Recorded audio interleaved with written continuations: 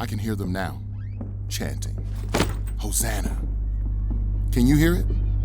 Hosanna, Hosanna, Hosanna, with the faint smell of colt musk intertwined with the aroma of freshly baked bread in the distance.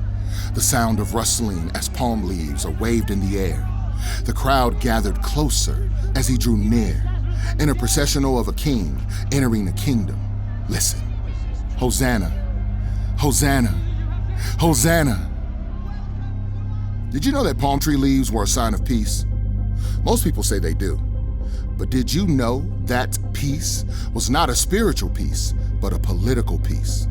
Did you know that most people there were waving palm leaves, not because they wanted God's kingdom, but because they wanted their kingdom and for God to approve of it? See, because they saw him for what they wanted him to be, they didn't see a sacrificial lamb, but a king ready to overthrow the government. So they waved palm leaves to affirm their position and readiness to put him on the throne for their benefit and well-being. Funny, isn't it odd? In that moment, it comes to my mind that perhaps we can do the same. How maybe we can put him on the throne only for our well-being, for our idea of government, for our desired idea of a good life, not a God life. Because, baby, the two are not the same.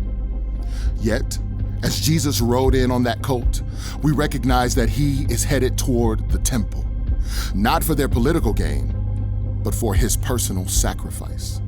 Did you know this passage was a fulfillment of Psalm 118? Most do not.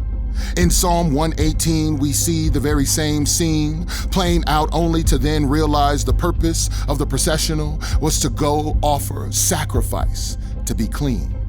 And the purpose of the king's processional now was to go offer sacrifice. Not of anything born of livestock of the land or fowl of the air, but instead, himself. Isn't it interesting that while everyone else is chanting for their desires to be made manifest, they are somehow blinded to the very purpose of what their desired king was really about to do?